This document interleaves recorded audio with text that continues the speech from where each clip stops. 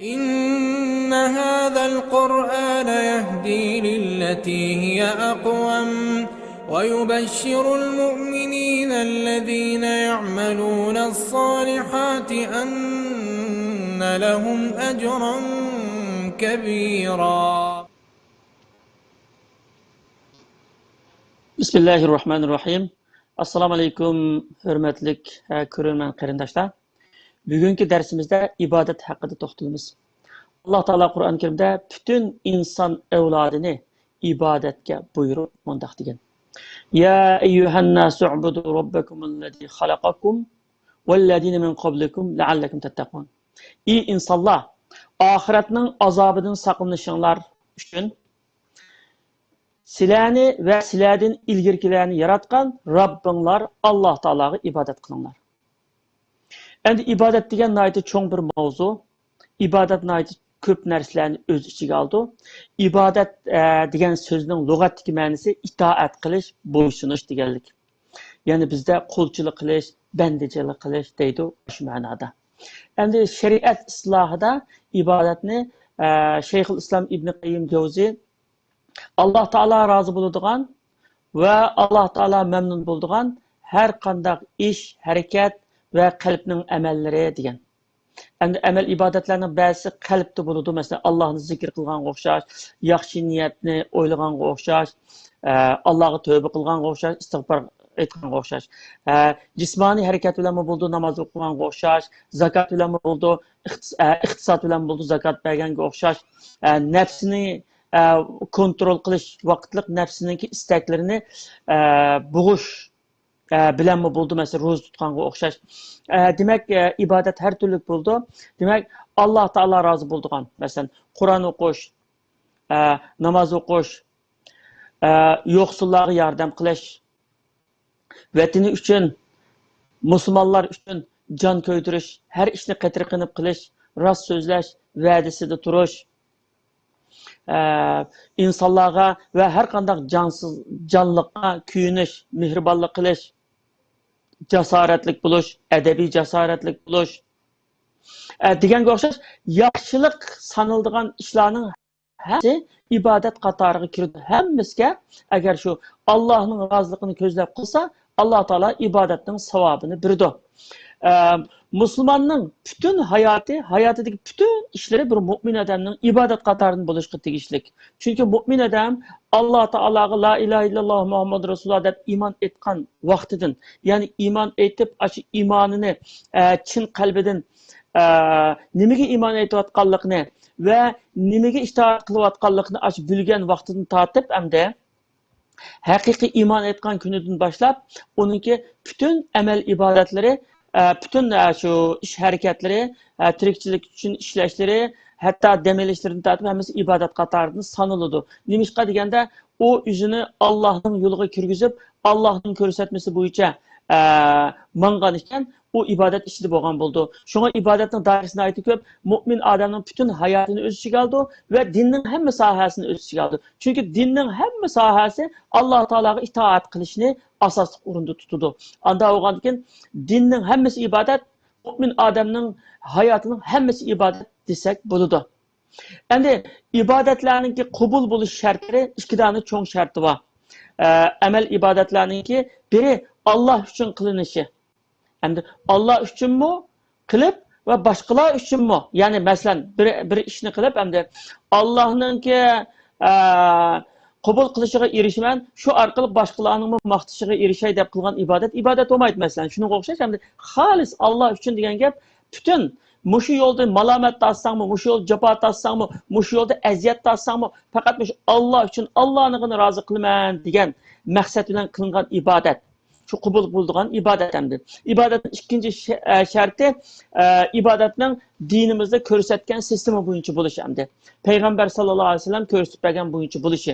Endi har kim o'zi xalqcha ibodat sistemalarini o'ydirib olib, men Allohga yaqinlashaman deb o'zining gumonicha o'zi bir yo'llarni ijod qilib olsa, bu qabul bo'lmaydi endi. Shunga ikki shart bor deymiz. Biri Allohga xolis qilingan bo'lishi, Alloh uchunlar bo'lishi, ikkinchi Alloh taolo Qur'on Karimda ko'rsatgan, Rasululloh sallallohu alayhi vasallam bizga tatbiq qilib ko'rsatib bergan bo'yicha bo'lishi. Bu ikki shartni aytib muhim endi. Endi ibodatni qilish o'ng'ay, har qanday ibodatni qilish o'ng'ay, ammo ibodatning savobini va uning qimmatini saqlab qilishni aytibak muhim endi.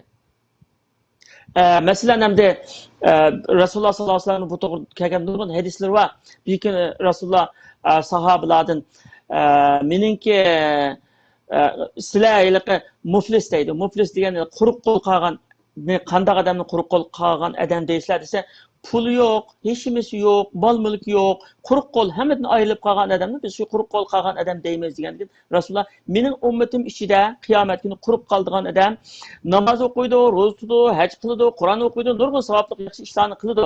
Ammo u birisini urgan, birisini tillagan, birisiga tuhmat qilgan, birisiga aziyat qilgan, birisiga ziyon yetkazgan, ashunda qilib uningki qilgan amal ibodatlari, yaxshi amallari shu haqqi o'tgan kishilarga elib beriladi.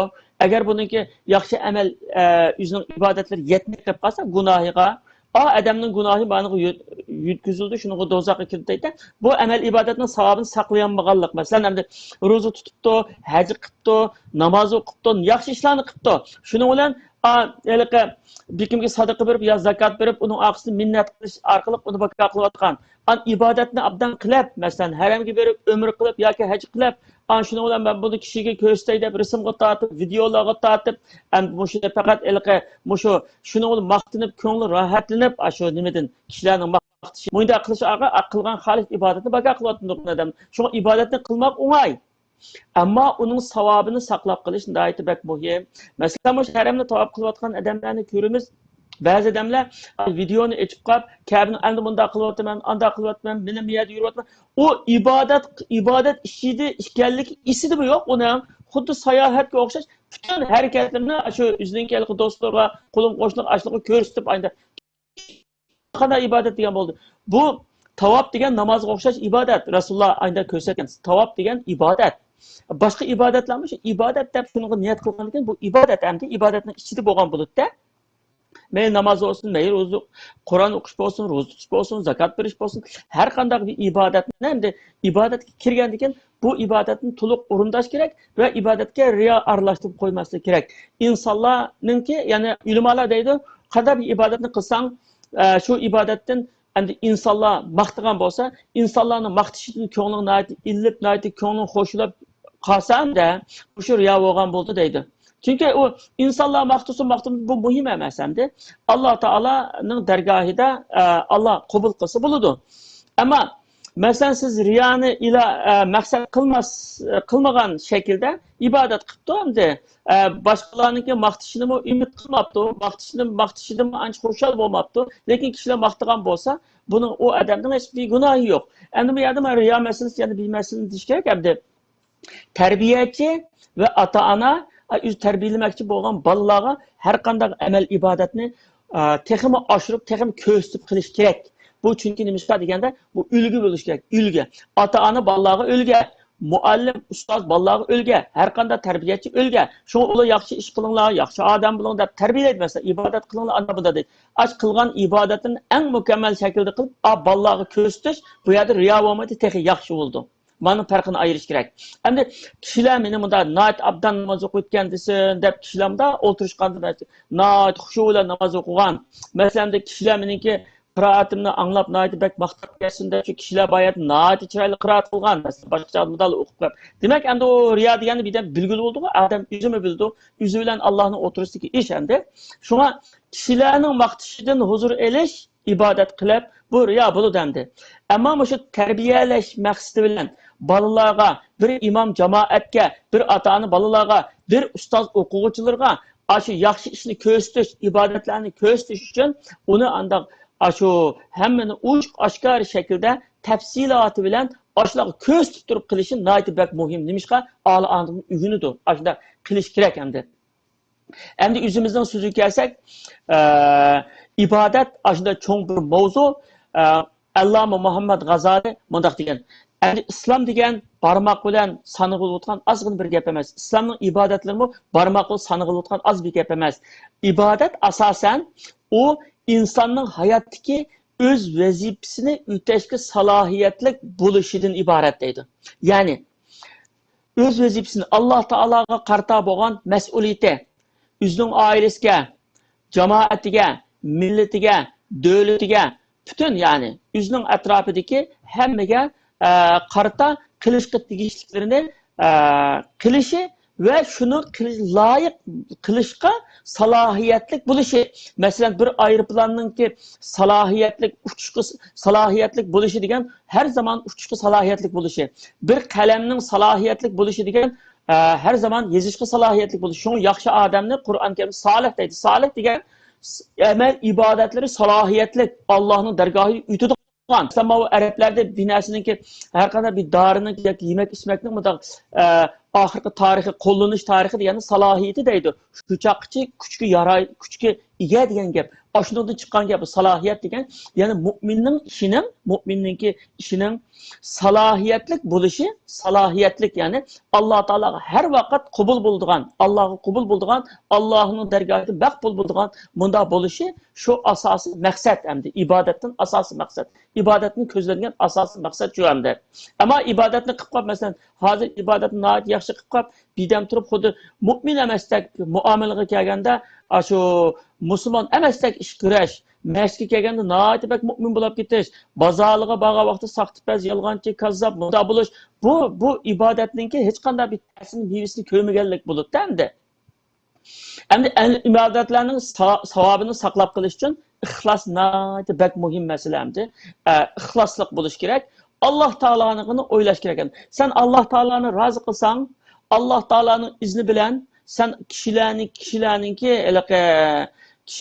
orasida yaxshi ko'rilish, ayda orzung bo'lsa, Alloh taolo seninki martabangni ko'tarib beradi. Demak, yetarki sen Alloh taolo uchun qilgin, hammani Allohdan tiligin va kishilarninki maqtishiga yoki kishilarninki yaxshi ko'rishiga erishish maqsad qilinmasdan har qanday bir ishni ibodat deganimiz bu yerda namoz o'qishgina emas, Qur'on o'qishgina emas, ish qilib hayotimizdagi din nomidan ve insanlık nomidan Allah rozilik uchun qilgan har qanday ishimiz ibodatga kiradi hamda. Masalan, amal ibodat qilib boshqalarning baholashini kutib, masalan, bir yaxshi bir umr qilib, nima qilib rasmga tortib uni yoki o'zining qilgan ishlarini rasmga tortib yoki o'qigan Qur'on chiroyli ovoz rasmga tortib qo'yib, shu sosyal media biyaliga qo'yib, undan keyin qanchadan bunga yurak beribdi, bunda deb kutish, shu nihoyatda xatarlik bir ish jamdi. Biz nimishqa haqdan kutamiz? Alloh taolani kutaylik, hammani Allohdan kutaylik. Hammani to'liq bergichi Alloh hamda. Endi amal ibodatda kayfiyat nihoyatda bak muhim. Shunga amal ibodatni ko'p qilinishi emas, yaxshi qilinishiga. Shunga Alloh taolo Qur'on Karimda liyabluwakum ayyukum ahsanu amala deydi. Ya'ni sizlarniki qaysi ibodatni yaxshi qildi shuni sinash uchun. Ibodatni ko'p qildi emas. İbadetini yaxshi qildi shuni sinash uchun shu ibodatni buyurdi deydi hamda. Sinaq bo'lamamdi, yaxshi qilish, yaxshi qilamdi, qada qildi deb hamda. Shunga ba'zi bir eg'iz so'z, ba'zi azroq bir ibodat insonninki shu jannatga kirishiga, oxirgi hisobda qutulishiga sabablab qoldi. Bir eg'iz so'z, bir eg'iz tuhmat deganga o'xshash, bir eg'iz yolg'on so'z deganga o'xshash insonning do'zaxga bo'lib ketishiga sabab bo'lib qoldi. Shunda kichik narsalar, masalan, inson biz nihoyat oddiy sanaymiz masalan. Ammo Alloh taolaning dargohida hech qanday narsa kichik emas. Alloh taolo yaratgan mahluqotning hech qaysi Allohning dargohida, Allohning nazarida kichik emas va gunoh, savob degan ishlardimi hech qaysi Allohningki nazarida kichik emas. Cho'ng masala. Ammo biz o'zimiz kichik sanab olamiz nurg'un ishlarni. Rasululloh sallallohu alayhi vasallamning yerim xurmini bilib bo'lsin, yerim xurma bilan bo'lsin do'zaxni saqlangan degan hadisi ko'z oldimizda. Masalan, yerim xurma degan qanchalik gapimiz. Bir yerim xurma bo'lsin sadaqa qilib, savob tepib do'zaxni saqlanishga tegishligini deydi. Ya'ni demak, yaxshilikningki cheki yo'q va uningki miqdori yo'q. Qanchalik oz bo'lsin, eng muhim sening yurikingiz yaxshilikni suydigan bo'lish. Ibodatdagi maqsad bu. Shunga ibodatni qilib qo'yish emas, ibodat o'zi g'oya emas, o'zi bir vosita. Bizning shu salohiyatlik bir solih bir mu'min bo'lishimiz yo'lidagi bir vosita. Bizni shu to'g'riliqqa kamolat darajasiga ko'taradigan bir shuta ibodat degan. O'zi g'oya emas. Shu dunyoda ibodatning mevasini ko'ralsak, axloqimiz o'ngshildi, hamma narsamiz o'ngshildi. Uni degan Alloh taoloninki yordam berishiga va nusrat berishiga salohiyatli bo'lamiz masalan. Axloqimiz, ibodatlarimiz cahidi bo'lmasa Alloh taolaning yordamiga sazovor bo'lolmaymiz endi. Endi yerda axloq yana ikki turli bo'ladi. Biri buni arabchada al-ibadatu sha'airiyya, al-ibadatu ta'amuliyya deydi. Sha'airiyya deganimiz simvollik ibodat, ta'amuliyya deganimiz muomalaviy ibodat. Simvollik ibodat deganimiz endi mushu ko'rinishda, mushu zohirda bo'lmasa bo'lmaydigan islomning bir simvollari. Masalan, azon, 5 vaqt namoz, ro'za, zakot, haj, Qur'on, sadaqa, yaxshi so'z deganga o'xshash har qanday bir musulmonda, mayli har qanday bir musulmonda ko'rinadigan, umuman tepiladigan bundaq simvollik ibodatlar bu. İkincisi muamelevi ibadetler deydi. Bu ibadetler insanınki hayatının şu Allah Teala körsetken sızık içinde, aşı sızık içinde bulup ibadet katarında aynı buluşu. Yani biz diyen gibimizde şunu dedik, şunu takip ettik ama mümininki niyeti Allah Teala körsetken boyunca yaşayman bu dünyada. Allah'ın sızığından çıkıp ketmeymen dep her kandak bir yaxşılık işini kılsan, her kandak bir ibadetini kılsan, birinci Allah Teala'nın razılığını közlep ajna kılsan mesela, hemme işin seninki ibadet katarıdın buldu hem de uxlaştın tatip, demelişini tatip, tamak işini tatip, hemmesine Allah Teala ibadetinin savabını biridir. Çünkü mümin adamın uxlaştırı, tamak işleri, demelişleri, aşı hemmesi aşınınki Allah Teala'ya taat ibadetine yardım bırakan işlemdi aşı işler. Demek hem de ibadet taamüliyye degen bütün müminin hayatındaki yürüş duruşu bu ibadet taamüliyye yani muamelevi ibadetimiz. Muamelevi ibadet gaye, simvollik ibadet vasıta. Yani simvollik ibadet nima uchun qilamiz? Mushu muamelevi ibadetni amalga oshirish uchun. Bunun delilleri natice Kur'an-ı Kerim'de. Mesela inne salate tenha anil fahşai vel münker deydi. Namaz yaman işladın, qebih günahlardan saklaydı deydi. Saklagandan adamın bu da onunki günahtan saklangandan bunun hayatı ibadet olan buldu. Onunki roza insanı takvalıkka elip bardı deydi. Onunki zakat insanınki nefsini bexillikten tutkuzudu ve onun pulmelini ve bereketini aşırıdı deydi. Mesela hac insana ahlak öğütüdü deydi. Fala rafasa ve la cidale fil hac deydi mesela. Hacda cidal kılış yok, talaş tartış kılış yok, uğraşış yok deydi. Yani mesela hac degende adamlar köp buldu. Bizninki pişigi desep salgan iş buldu, putuğu desep salgan iş buldu, kıstap buyduğun işte buldu. Aşında işlerde sever kılıp Müslüman kardeşini keçirip etip aşında yüzünü aşağıda şunda çenik durup bir qancha günlük ibadet ayında kılsa hayatının ahırgıçımı yani aşağıda ügengen güzel ahlakını davamlaştırıp ayında kılsa bununki kılgan hacisi hakiki makbul bo'lganligining bir işareti deydi. Endi bir adam hacı qilib kelib burunqidan faqat o'zgarmagan bo'lsa, hech qanday o'zgarish bo'lmagan bo'lsa, buning hayotida bunun qilgan ibadetining hajninki sayohatning farqi yo'q deydi ulamolar. Aslında o'xshash endi har qanday bir yaxshi ishning, yaxshi bir amal ibodatninki mevasi ko'rilgan bo'lsa, bu insonda bu ibadati taamuliyani qilibdi, ya'ni muomalaviy ibodatni g'alaba qilibdi ve simvollik ibadetimi g'alaba qilibdi deymiz. İkisida g'alaba qilgan adam oxiratda nijotlikka erishadi. Agar ibodatni yaxshi qilibdi, muomalaviy ibodati sıfır bo'lsa, haliqi biz aytgan hadisga o'xshash, masalan, namoz o'qib, ro'za tutib, nurg'un amallar bilan berib, bizni yolg'on aytgan, bizni tuhmat qilgan, bizning malni yevagan, bizning qinni to'kkan, bizni tillagan, bizga ziyo yetkazgan ayda olib, avu muomalaviy ibodati sıfır bo'lganligi uchun avu simvollik ibadette ağan yüzlerinin hemmesi manığı gitip kaldığın gap hem de. Şuna en mühim bu onu muamelevi ibadet. Simvollik ibadet fakat muamelevi ibadetini oturup çıkarış ve muşunu küçeytiş ve muşunu barlığı keltiriş için bir vasıta o. Bir vasıta. Onu kılmasın olmaydı hem de. Çünkü kiselden sakıyış için doğru iş gerek o. Doktor kösetken doğru iş gerek hem de. Anda oğanı için biz yüzümüzü ıslah kılışım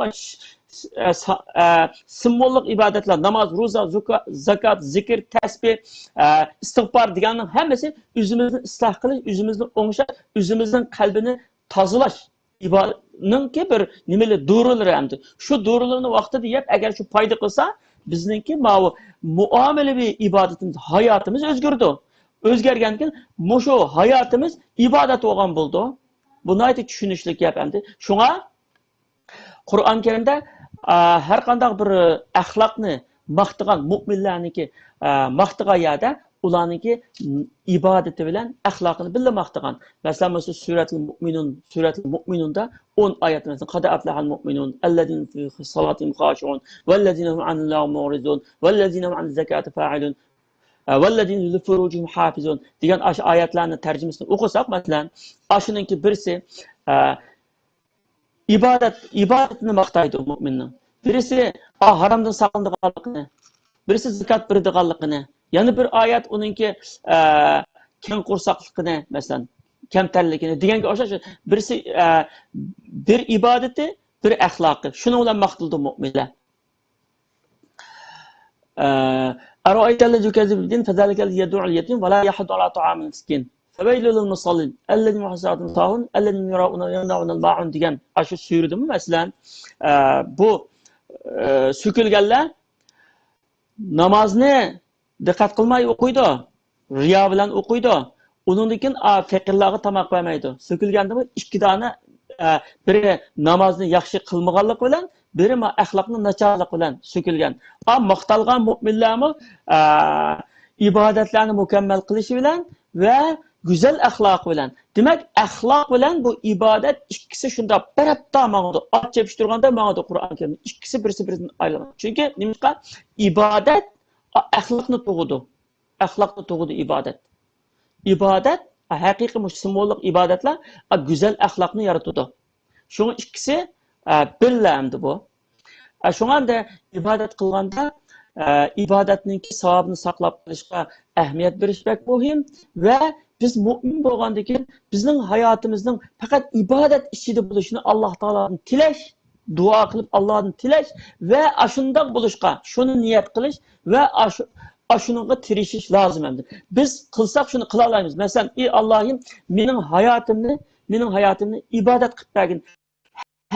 Her bir hareketimni, her bir sözümni, her bir yürüyüş turuşumni ibadet qatarını qilib bergin deb Allohga duo qilish bilan ashuni ko'nglimizda niyat qilsak, biz qanday qilamiz o'chaqda ibodat hayotimning ibodat bo'lishini tiladim. Anda o'g'ilga mening hayotimga yolg'on so'z aralashib bo'lmaydi, saxtlik aralashib bo'lmaydi, tuhmat aralashib bo'lmaydi, gunoh aralashib bo'lmaydi. Anda mening hayotim pak-pokiz ibodat bo'lishi kerak deb shu niyatimizga qarab o'zim psixik jihatdan o'zimizni shunga hozirlaymiz. Anda o'g'andan keyin bu bir tarafdan bizning duoyimiz, bir tarafdan o'zimizning tirishchilik bilan hayotimiz ibodat ichida bo'ladi. Hayoti ibodat ichida o'tadigan nurg'un insonlar bor dunyoda. Shuningki eng shu nüfuzluq bir misali masalan dinning Müslümanların gemini yap, Müslümanların gemide ötken. Müslümanlarga üzerinin dinini ügütüp alsam, muşlarını yamanlıktan saklayarsam, muşlarını yaxşı yolu başlayarsam ve dinimizni doğru şekilde düşündürebilsem diyen her kandak davetçi, her kandak alim ilma hayat, ibadet içinde ötken zatlar hesaplandı mesela. Bizden vatanimizde ötken Muhammed Salih damallamdan başlayıp Abdullah Khan Maksum Hacim değil mesela. Abdullah Maksum Hacim değil mesela. Şu ulemalarımızınki hayatını, şu tercüme halini burada okuyduğun basak, bunların bütün gemi ailesinin gemi emez. Aşı dinin gemi, taliplerinin gemi, okutuşunun gemi. Kandak kısak muşları bir neresi ügütü olma, kandak kısam muşu dinini doğru şekilde yetkizmen, kandak kısam muşu vaqtliq qisqa ömrümüzde Allah'ın dinine hizmet köstümen degan nimada mushundaq yurgan adam. Bundaq adamlarniki hayoti ibodat bo'lmay nim bo'lish kerak endi. Mushundaq yashagan adamning ibodat bo'lmay hayot nim bo'lish kerak. Masalan, o ulamalarning emas, boshqa hayotlik yo'lda mayli tijorat bilan bo'lsin, mayli boshqa ishlar bilan bo'lsin, mayli qanday bir dunyoninki tirikchilik bilan bo'lsin, inson men halol yeyman, to'g'rilik ichida, durustlik ichida yashayman. Har qancha qiyin sharoitga kelib qolsam, prinsipimdan yanmayman. Alloh yo'lida Alloh ko'rsatgan bo'yicha yashayman deb shu tirikchilik shu bo'yicha shuni niyat qilib, shu prinsip bilan shunda mangsa, o adamning hayoti, bütün yurish turishi, demelishdan tortib, uxlashdan tortib, tomoq yeyishdan tortib, hammasi ibodat qatorida. Cho'qim ibodat qatorida bo'ldi. Haqiqatan ibodat qatorida bo'ldi. Nimishqa? Chunki u Allohning yo'liga keldi, o'zini Allohning yo'liga Allohga otib etdi. U odam shu o'zini Allohga atab, shu dunyoning lazzatlaridan huzur qanchalik hozirlansin, qanchalik manfaat olsin, qanchalik yashasin, bari yani ibodat qatorida. Nimishqa? U niyatini shunga belgilab bo'ldi, yo'lini ashunga qarab udulladi. Shu yo'lda to'sqinliklar, qiyinchiliklar, sinoqlar, nurg'un ishlar oldiga chiqsa, shu hammani parchaqlab tashlab, yo'ldan qat'iy ozmay to'p-to'g'ri mangdi. Bunda odamning ibodati haqiqatan, hayoti haqiqatan ibodat bo'ldi. Alloh taolo bizdan mushuni istaydi endi. Mushuni istaydi. Solih degan, amali solih degandan mushu. Alloh taologa yararliq, hamisha yararliq, hamisha ishga yarayotgan bunda amali solih endi. Bir solih mu'min degan bu har qachon Alloh taoloninki qabul qilishiga, Alloh taoloning yordamiga, Allohning rahmatiga salohiyatlik, yararliq bo'lgan bir odamni deydi. Shunga bizni solihlardan bo'lishga da'vat qildi dinimiz. Hammamiz tilaymiz, ey Alloh bizni solih bandalar qatoridan qilgin deb. Shunda tilash bilan birga, ya'ni bu shu solih degan qanday bo'ldi? Qanday qilsak Allohning solih bandalari bo'lamiz deganga tirishib, izlanib, shu yo'lda mangsak, Allohning izni bilan biz haqiqatan solih bandalarning qatoridan bo'lamiz endi. Qur'on Karimda berilgan eng katta unvon solih. Ya'ni amali solih, al-mu'minuna solihun. Alloh taolo hammamizni solih bandalari qatoridan qilgay. Darsimiz bu yerda oxirlashdi. Ko'ngil qo'yib ko'rguninglarga rahmat. Alloh hammanglarni salomat qilsin. Vassalomu alaykum va rahmatullohi va barakatuh.